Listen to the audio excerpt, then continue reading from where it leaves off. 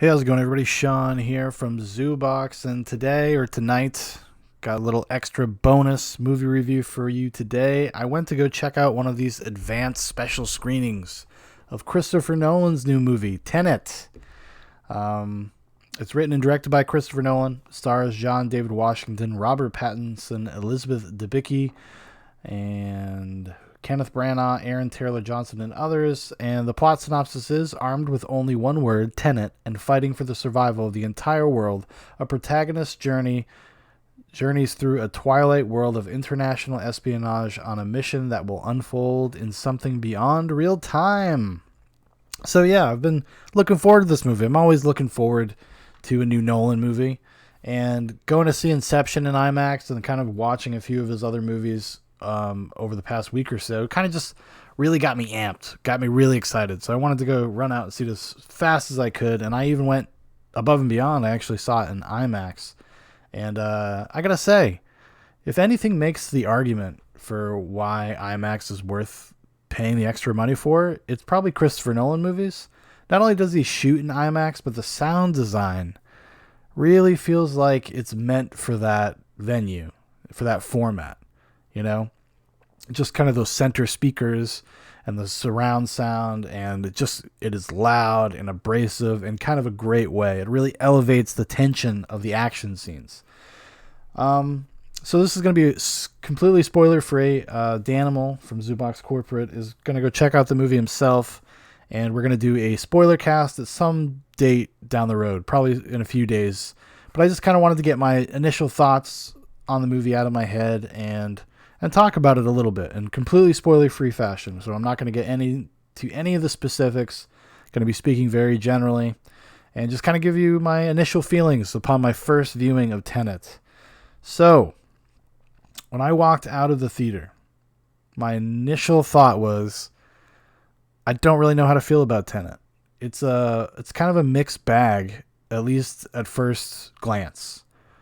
I've heard people say that the movie is more rewarding upon repeat viewings. That's kind of been out in the press. Oh, you got to see it more than one time because of the nature of the film and the nature of the story and the things that happen. It does seem like a movie that would benefit from seeing it again. Like, you probably wouldn't be able to grasp the entire thing or the entire experience until you see it again.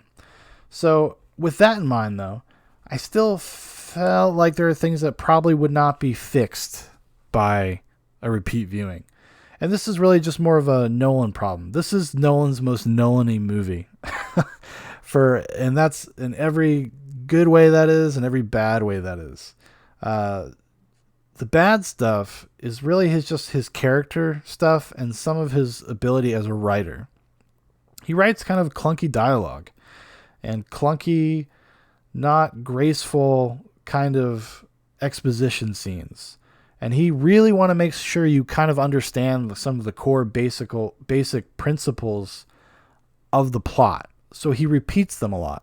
And it becomes kind of redundant because he'll sneak it in there and like kind of incidental dialogue, just repeating the same things you've just learned in an exposition scene the moment before. And this is something that is all over Christopher Nolan movies. Even something that I really like, which is most of his movies, but I'd say like even something like Inception. It's almost like this, I don't know, it's like an insecurity that the audience will not understand what is going on, but he's not, like, the plots are complicated more than being, or not complicated, they're complex. There's a lot of moving parts to a Christopher Nolan plot, but that does not mean necessarily that they're complicated. That's what I was trying to say. But he kind of obscures all that with all of the action and what's going on and just kind of the cool effects of whatever he's kind of bringing on screen this time. And he obscures it, and he kind of tries to have the plot, the mechanics of the plot, also kind of act as sort of a mystery. So you have the mystery of what the characters are going through and their personal discoveries, but there's also just like the way the technology works. In this case, it has to do with time. If you've seen the trailer, you probably know that, right? And how he plays with time in the movie, which is something that, like I said, is a very Christopher Nolan thing to do. He does this in all of his movies. There's always like parallel action.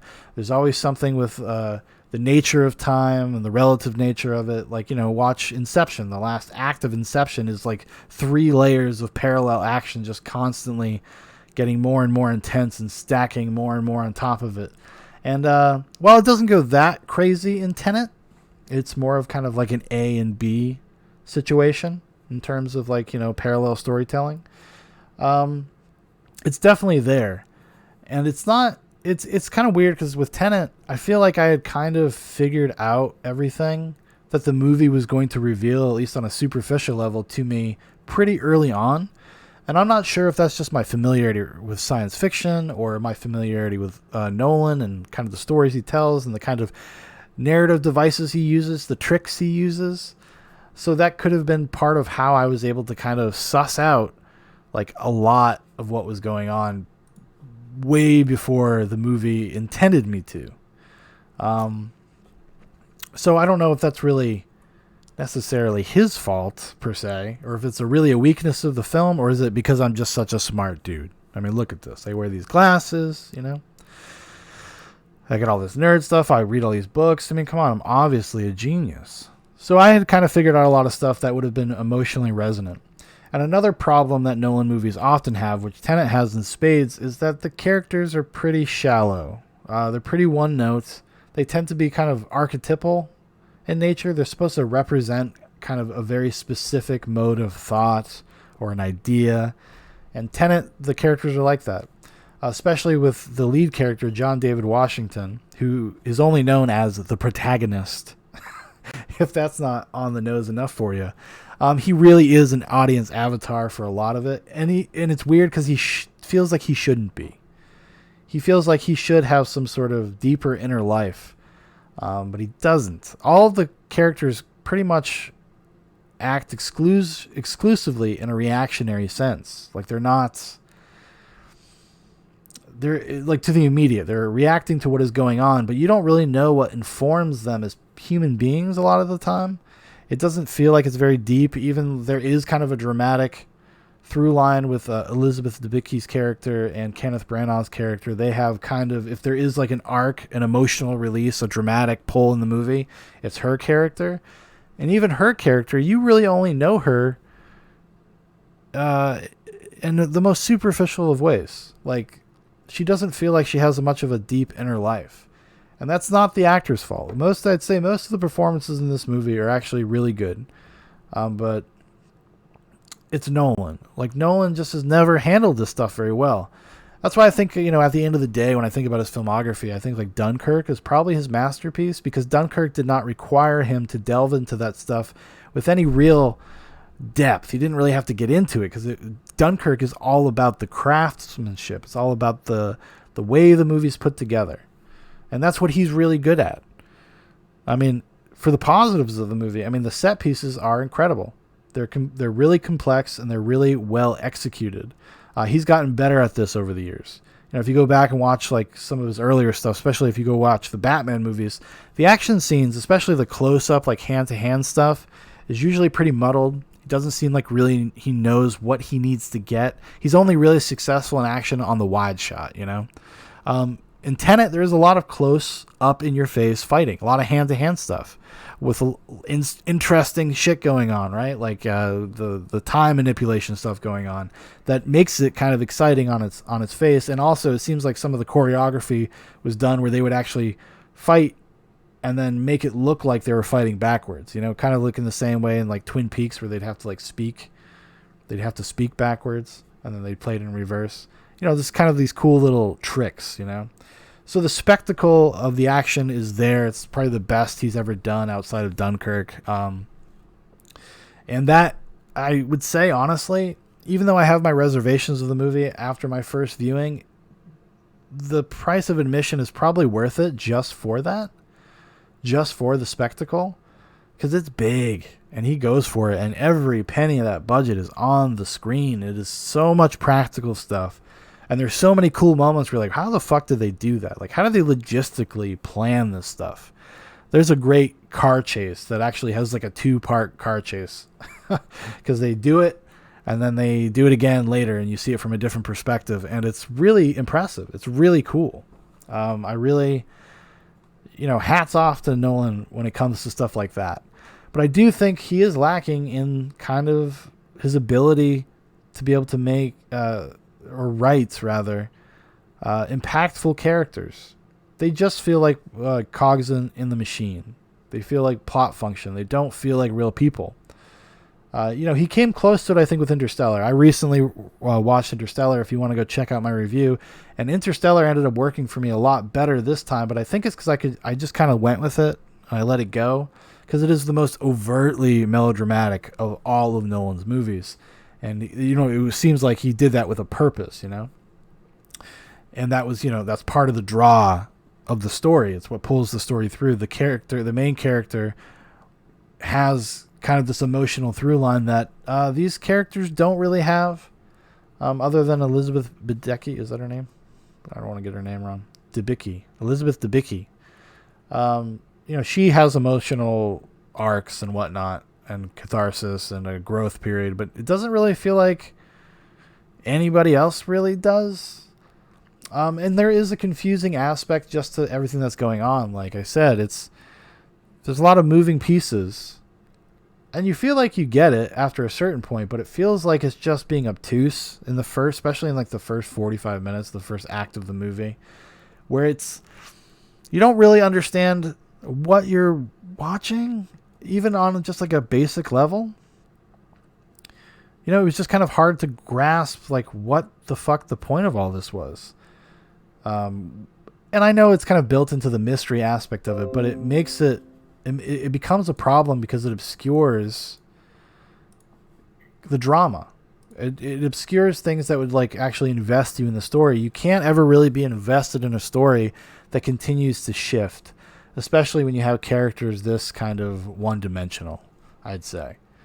So you're kind of just more paying attention to the way the plot is going to play out rather than investing or caring about the characters at all. I would say this, though. There is some really cool aspects of it. Hans Zimmer decided not to do the score for this. He opted, I guess, to do Denis Villeneuve's Dune. So he was not on board for this, but he got this new guy, Ludwig Göransson.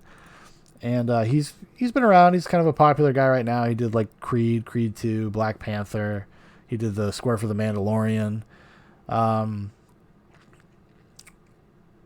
And he did a really good job. He did kind of a Zimmer knockoff, but a cooler one that it really kind of reinforced the hard sci-fi stuff. There's a lot of what feels like kind of like synthish type sounds and digital noises built in, also with kind of that big kind of big presence that Zimmer can bring with his like wham and his big brass, and it's really cool. I really like the score a lot. So I was not displeased there, and it does add so much to these action scenes.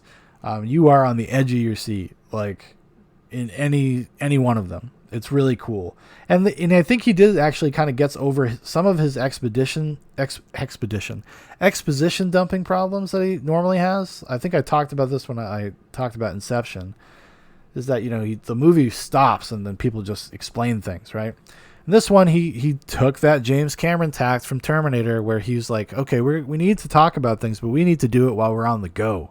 So you're learning stuff about the way the world works and the texture of the world during kind of set pieces, which made learning that, and it visualizes the information, so you're not just listening to people talk, which is a good thing in a movie. And it's also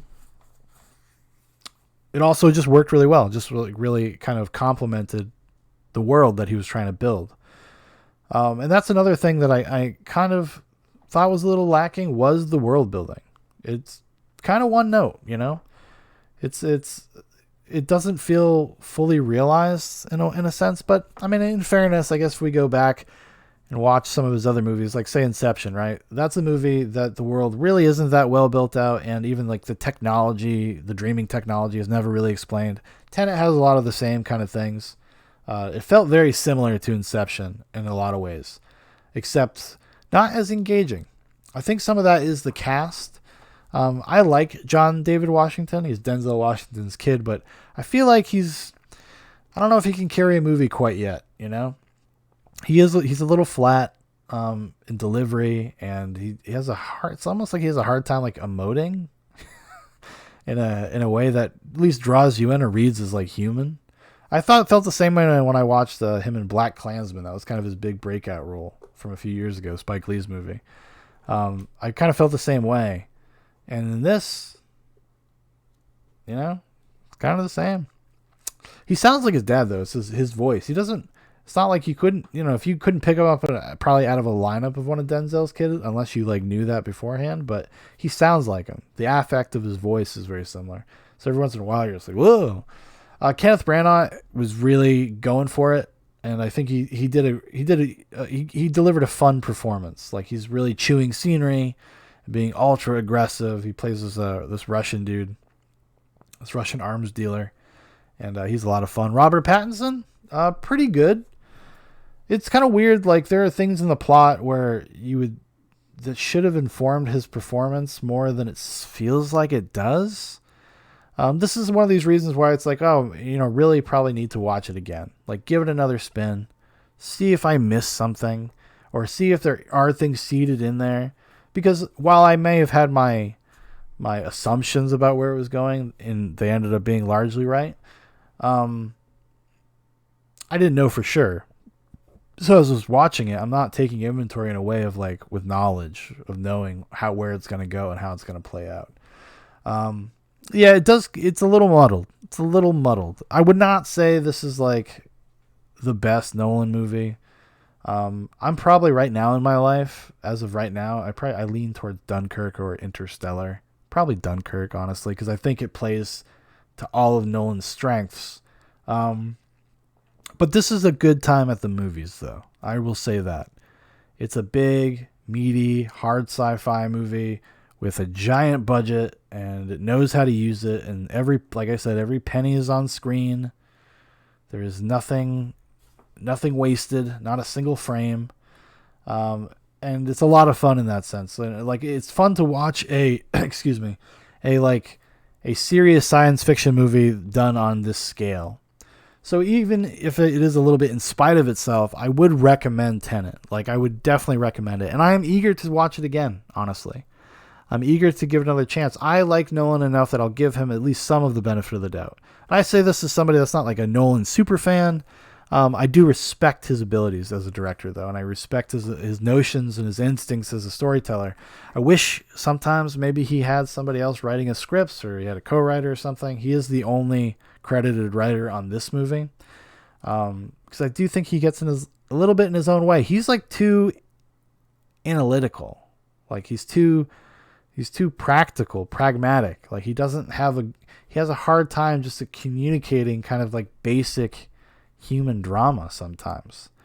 And if that was probably my biggest complaint with Tenet. It was really, I did not feel very invested in the characters, because the plot itself is so abstract in a lot of ways, because not just because it's science fiction, but just because of the nature of it all. Like it's hard to really grasp onto it. It's just cool. Like you're like, wow, this is a really cool idea. This is a really cool thing to explore. And in some ways I feel like it doesn't explore it enough, because it explores it up to a certain point, and then it decides like, oh no, we're going to have an emotional core to this movie, and that emotional core just kind of falls flat. All right, well, I'm going to stop here, because if I keep talking about it, I'm going to have to start getting into specifics, and I want to save that and have a good talk with Dan, my brother. He's a big Nolan fan as well. Or a Nolan fan. Yeah, he's a fan of Nolan's. And it'll be fun to like really do like just a full-on spoiler, just tear the movie apart and talk about everything that worked and didn't work. Very curious to hear what he has to say about it. So look for that within the next day or two. I think we might do it tomorrow night, which would be Tuesday night. So maybe by the time you see this, that will also be available. I will try to link it to this video. But yeah. And if you do get a chance to see it, if you're going to spend the money to go see it, if you have an IMAX screen, I'd go see it in IMAX, Oh, one thing, a lot of people were complaining about the sound mix, because Nolan has in the past, people have like not loved his sound mixes I know he got caught a ton of shit for The Dark Knight Rises, but I even think like Dunkirk, people were complaining about the sound design. I did not notice it being particularly bad. There are some things where you feel like where people have like helmets on and stuff that kind of muffles their voices, I'd say a little bit. So you might miss some things. I don't think you're missing anything key really, because it all happens during kind of big action set pieces where there's gunfire and explosions and screeching tires and all sorts of nonsense.